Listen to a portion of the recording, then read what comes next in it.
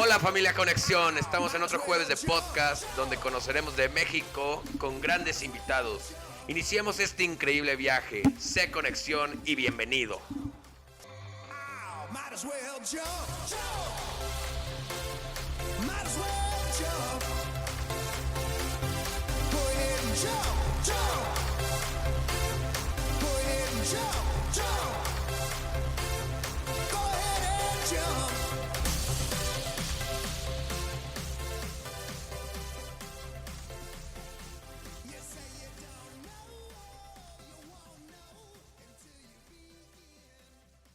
Hola, nosotros somos la familia de Conexión Cultural y La Hora Latina TV y estamos aquí reunidos con el pintor y escultor autodidacta Carlos Vivar. Hola Carlos, por acompañarnos hoy, muchas gracias. Muchas gracias, gracias por venir a mi taller. Llama mucho la atención de que se refieren a ti como un pintor y escultor autodidacta. ¿De dónde viene esto? Bueno, así como lo dice la palabra, no, nunca estudié arte, nunca tomé ningún curso, ninguna carrera sobre arte. Todo lo que yo hago lo he ido aprendiendo de una manera personal, autodidacta. Las técnicas yo las he investigado y la verdad es que, pues no, nunca he tenido ninguna academia, ninguna escuela que me enseñe cómo pintar. Yo solito he ido haciendo las cosas y bueno, hasta ahora no he tomado ningún curso ni nada. ¿Y de qué manera contribuyó esto a la creación de tu obra? Fíjate que platicando con gente que sabe mucho de arte, puede ser una ventaja, porque tengo mucho menos influencia, ¿no? A pesar de que sí todos los pintores tenemos influencia de otros maestros, por supuesto, y de otros pintores, pero la academia normalmente te forma de cierta manera para que vayas en un cierto camino. Yo como no tengo esa parte académica, pues la verdad es que soy mucho más libre en lo que hago. Has comentado también que trabajas mucho la simbología. Cuéntame de alguna obra específica y de qué manera usaste un símbolo. Fíjate que yo en el 85 me fui a vivir a Londres y después de un tiempo me fui a vivir a Italia y regresando a Italia en el 90 me di cuenta viviendo en Europa que teníamos un maravilloso mundo de simbolismo prehispánico. Entonces empecé a pintar, seguí pintando en Italia, pero cuando llegué a México empecé a pintar ese tipo de simbolismos que son íconos prehispánicos, magnificados, que tienen que ver con la caña, con el movimiento, con la lluvia. Y en ese momento, en los 90, pinté, digamos que, íconos prehispánicos modernos, con mucho colorido, magnificados, ¿no? Y con respecto al símbolo, a la arena como símbolo, ¿qué has trabajado de eso? Bueno, no lo utilizo como símbolo, la utilizo como medio. La utilizo como medio para poder mezclar otros materiales y poderles dar una textura, un acabado, digamos que rústico a mi obra. Está genial, eso no lo sabía.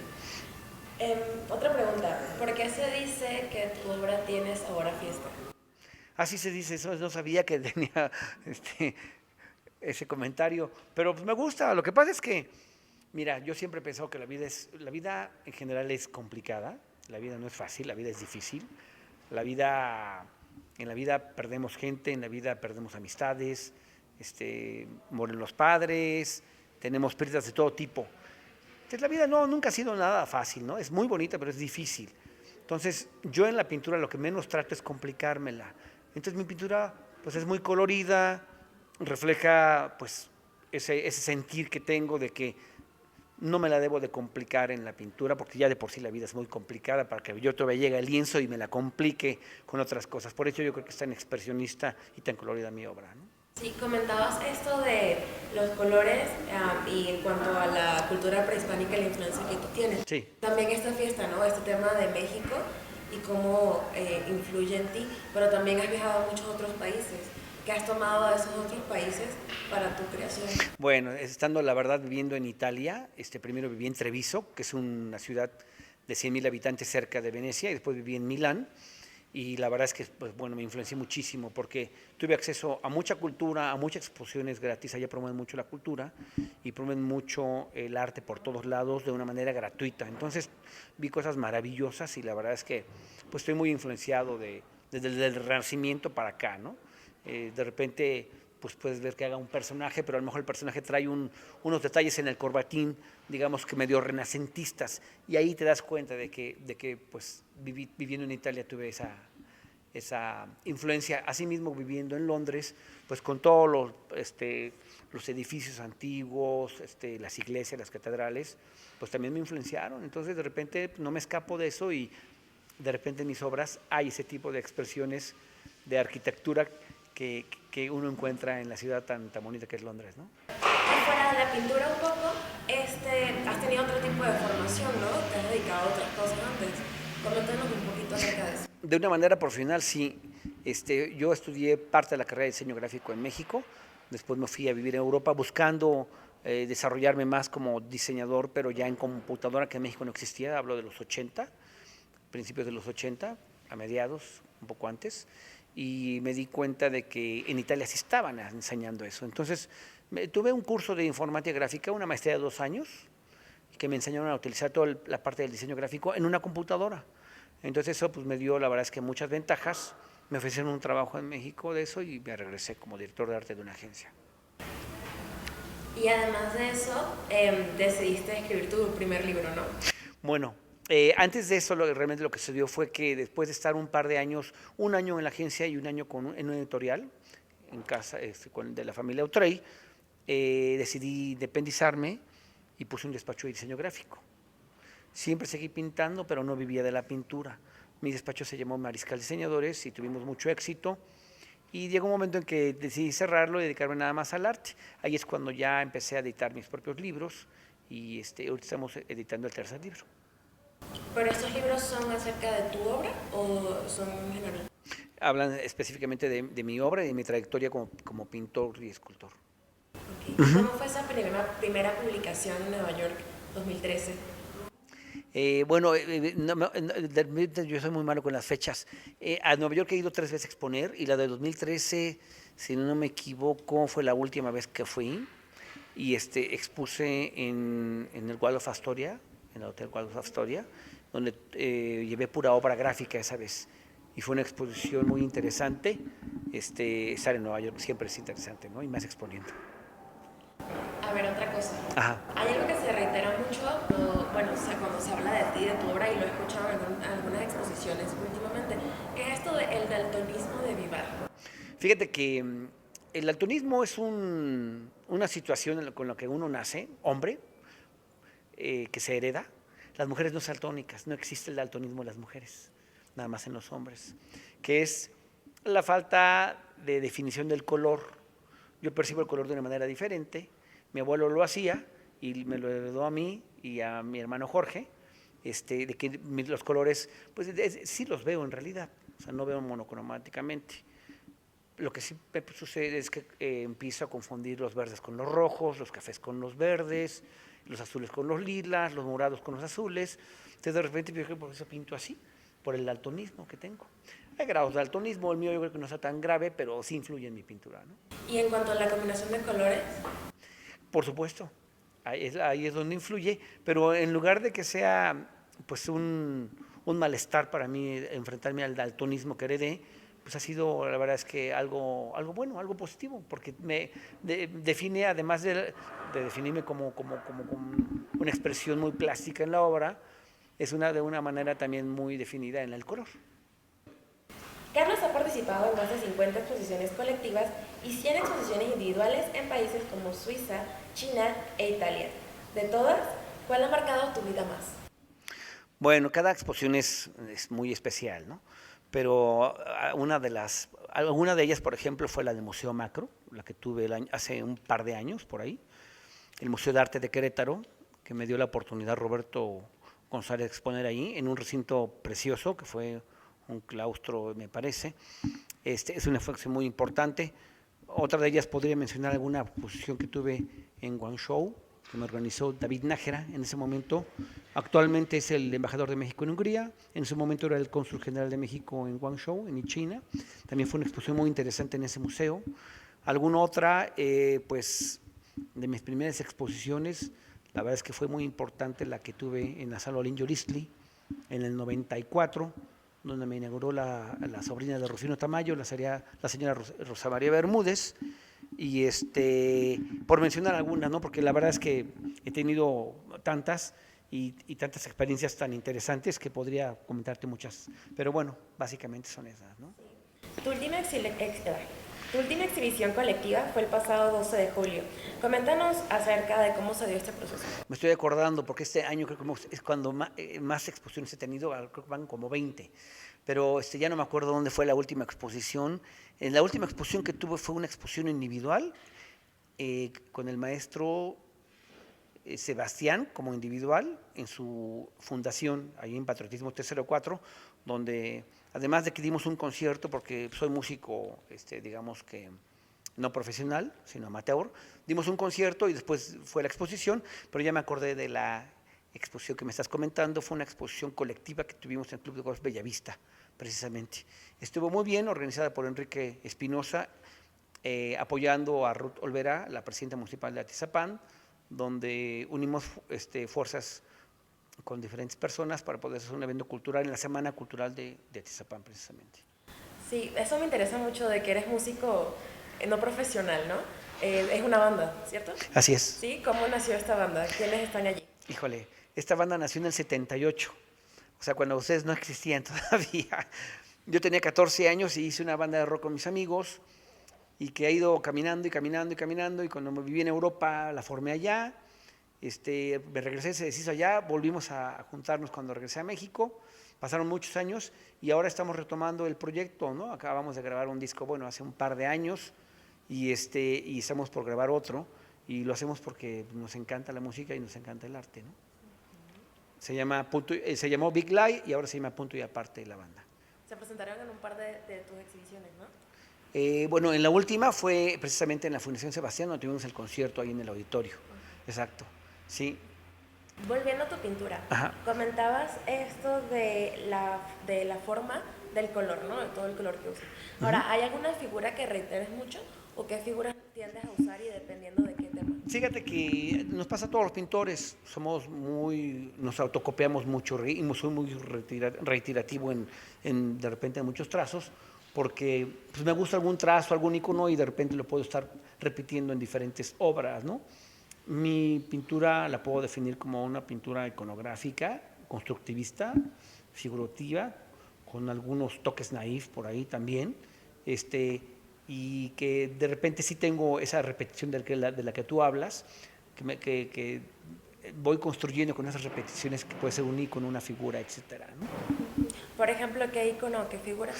Mira, me gustan los caballos, las bicicletas, los monociclos, me gustan los instrumentos, o sea, realmente pinto todo lo que me gusta. Pinto niños, porque me recuerda a mis hijos de chiquitos, pinto personajes, pues la verdad es que pinto de todo. La verdad es que no puedo decir, es que esto no lo pinto, ¿no? Pinto lo que sea, ¿no? Pinto, es que te puedo decir animales, cosas, coches, paisajes, pinto casas, pinto haciendas, pinto iglesias, pinto reinas, pinto lo que sea. Lo que me importa es pintar. Por supuesto. Eso es lo que me importa. ¿Y dirías que tu obra es más emocional que racional o más racional que emocional? Yo digo que es una combinación de las dos cosas, ¿eh? Porque se basa mucho en la técnica y se basa mucho, por ejemplo, acabo de pintar un cuadro que está aquí a un lado a tu izquierda que se llama Los secretos de la reina Isabel. Pues ¿por qué? Porque viví en Londres y me di cuenta de que la parte monárquica ya es muy importante, ¿no? Pero que como cualquier otra persona, la reina Isabel tiene sus secretos que no se los dice a nadie ni lo sabe nadie. Entonces yo la pinté con ella y con todo su faldón está llena de secretos de todas las cosas que ha sucedido en su vida y que nadie se las cuenta, ¿no? Oye, ¿y cómo se diferencia el proceso emocional al momento de hacer un mural que cuando realizas una escultura o una obra gráfica? Depende. Yo cuando hablas de un mural, hablas de una obra de un tamaño importante. Tienes que planear muy bien a esos formatos porque digamos que no es un formato común. Cuando la obra ya tiene esas dimensiones, tienes que planear muy bien lo que vas a hacer y cómo lo vas a hacer, ¿no? Es decir, no es que no planees cuando haces una obra de formato más pequeño también, pero ya con esas dimensiones que tienes que poner andamios y escaleras para poderte mover tienes que tener muy bien marcado dónde va cada cosa, tienes que tener una cuadrícula para poderte guiar y hacer las cosas que salgan ordenadas, que salgan como fluidas como uno quiere, ¿no? Que salgan. Porque es muy fácil distorsionarse a ese tamaño, es muy fácil que las cosas no salgan, ¿no? ¿Y se siente diferente cuando es algo así o cuando es una escultura, por ejemplo, los que nos están escuchando, desde aquí se ve una escultura enorme, también es un formato muy grande, pero Sí. es una escultura, ¿no? No es un lienzo. Sí, es una botella de tequila. Ajá. ¿Cómo es ese proceso? O sea, ¿cómo lo sientes tú? Pues mira, ya cuando una cosa es hablar de la plástica, de la pintura, y otra cosa es hablar de lo que es tridimensional, que es escultura. Es muy diferente, ¿no? O sea, yo lo que siento cuando pinto, pues lógicamente es bidimensional. El cuadro lo cuesto, lo levanto, le quito, le pongo, etcétera. Cuando empiezo a hacer una escultura, normalmente yo lo que hago es preparar mis pastas, mis ceras, y con las manos empezar a sentir el calor de la cera y empezar a moldearla. Y me gusta que en mis esculturas se vean mis dedos cómo marcan la escultura. Eso, porque no utilizo ninguna herramienta para hacer escultura. Cuando la escultura tiene que ser totalmente geométrica, ya utilizas una serie de herramientas, ¿no? Pero la sensación es muy diferente y me gusta brincar de la pintura a la escultura porque se siente tan diferente que por eso lo hago, ¿no? Por eso también hago grabado, ¿no? Y litografía, ¿no? Porque es otro proceso también artístico, es otra expresión artística que a mí me encanta, ¿no? Toda la parte gráfica me fascina, ¿no? Tanto así que, como le comentaba Denise hace rato, estoy instalando un taller dentro del taller donde vamos a tener un tórculo y vamos a empezar a hacer obra gráfica. Y en cuanto a escultura, ¿cuáles son los materiales que se adaptan más a lo que tú quieres expresar? Yo normalmente lo que utilizo para hacer la escultura, para hacer mi original, es una cera especial y después se van a hacer los vaciados en bronce. En tu carrera has conocido a muchas personas. Es Sí. una ventaja de ser artista, se hacen muchas Así conexiones, es, ¿no? así es. En ese proceso, ¿has conocido a alguien a quien tú hayas admirado? Muchísima gente. Como por ejemplo. Pues, Carlos Prieto, un chelista a nivel internacional mexicano, el maestro Sebastián, por supuesto. Tuve el orgullo, el privilegio y el honor de poder conocer a Leonora Carrington también y platicar con ella. He conocido a Yasamart, que también es un gran artista mexicano. Tengo muchos amigos que son muy buenos pintores y los admiro, muchos más jóvenes que yo y los admiro también. He conocido a embajadores, he conocido a toreros, he conocido a actores, he conocido a cantantes, escritores, he conocido a arquitectos, he conocido a mucha gente y lo que puedo resaltar de esto no es la profesión que hace a la persona, sino la humildad que hace a la persona, porque también conozco gente que no son ni arquitectos, ni gente famosa, ni pintores, pero tienen un carisma interesante y eso es lo que uno gana cuando, como tú decías, cuando es pintor, que conoces a muchísima gente y viajando que también conoces mucha gente de muchos países, ¿no? Sí, por supuesto. Y también decías, obviamente esta reunión de personajes a tu alrededor forman parte de esa autodidáctica que te ha formado a ti. Pues básicamente vienen a darme mucho más ideas. Por ejemplo, si estoy de repente con un atleta o con algún pentatleta, pues estar platicando con él, después empiezo a lo mejor pintar cosas con el atletismo, ¿no? Igual con un torero, ¿no? Puedo estar platicando con algún amigo torero y después llego a mi taller y pinto algo que tenga con el torero, ¿no? Básicamente, ¿no? O estoy con un embajador que ha tenido muchas experiencias viajando y me cuenta sobre alguna ciudad remota allá en Australia, ¿no? Y entonces me imagino algo y lo pinto, ¿no? Entonces vienen a enriquecer, la verdad, todas las ideas que tengo para poder pintar. Por otra parte, Sí. ¿qué artistas han influenciado tu obra? Al principio me comentabas que tenías como así un poquito de varios géneros, ¿no? De varios movimientos, pero que tú decías, yo mismo busqué los libros y yo mismo me investigué y aprendí. En la cuestión técnica, sí, claro. ¿Qué artistas te influenciaron o admiraste tanto que dijiste sí? Pues mira, lógicamente es una combinación de admiración y de influencia. Yo podría decir que, te puedo decir 3, 4 pintores que tengo mucha influencia de ellos. Es Picasso, Tamayo, Joan Miró también, es Juan Gris. De mexicanos, pues podría tener yo de muchos, pues de Toledo, de Hernández, de amigos míos jóvenes también. Tengo influencia de muchos pintores, la verdad. Y ya al final creo en la madurez que he llegado a la pintura, que doy mi propia voz y mi propia manifestación de comunicación por medio de la plástica, ¿no? Pero está mezclada con muchas influencias. Claro. ¿Cuándo te diste cuenta de que lo habías logrado? De que dijiste, ya aquí se marca un punto entre lo que era mi vida antes y lo que es mi vida ahora. Bueno, en el momento que tomé la decisión de cerrar un despacho tan exitoso de diseño gráfico y dedicarme nada más a la pintura, ahí dije, esto realmente es lo que quiero hacer siempre, ¿no? Y no sé cómo me voy a ir, si me va a ir mal, regular, muy bien o pésimo, ¿no? Y tomé la decisión valientemente, porque la verdad es que hay que aventarse con esto, y estoy muy contento de poder diario levantarme y decir, ya quiero ir a pintar, y en la noche que llegué de pintar, y aquí estoy pensando ya levantarme al día siguiente para venir a pintar otra vez. O sea, cuando uno realmente ama y se apasiona con lo que hace, ya nunca vas a volverse a trabajar. Claro. ¿Verdad? Sí, eso es muy cierto. Sí. Muy cierto. Oye, no sé qué tan importante es para ti el papel del espectador, pero por último, quiero que nos dejes con 3 sentimientos que crees que puedes transmitir al espectador a través de tu obra. Pues el principal es la alegría, por el colorido. El segundo podría ser que tengo muy clavada la parte musical y la gente se puede identificar también por eso, que uso mucho los tambores, los saxofones, la batería completa, los platillos, el contrabajo, porque además de que me gusta el rock y mi banda es de rock, adoro el jazz, entonces también me encanta. Y me gusta también la música clásica, me encanta también la música clásica. De hecho, me puedo decir que soy un pianista frustrado. Pero un día voy a tomar clases y voy a seguir tocando porque me encanta también el piano.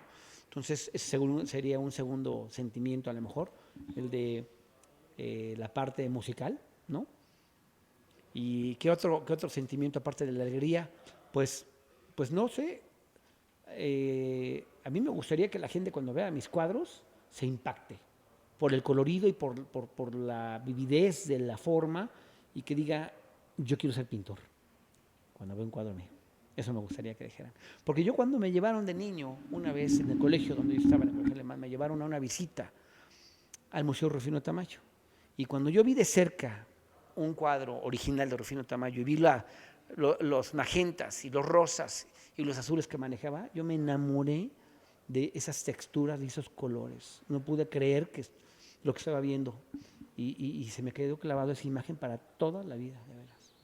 A lo mejor por eso soy pintor ahora, ¿no? Sí. Bueno, entonces eso fue todo con Carlos Vivar.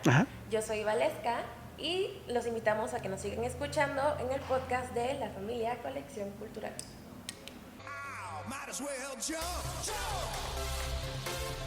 Might as well jump. Go ahead and jump, jump. Go ahead and jump. Go ahead and jump. Muchas gracias por conectarte con nosotros. No olvides escuchar nuestro siguiente podcast, C Conexión. Hasta la próxima.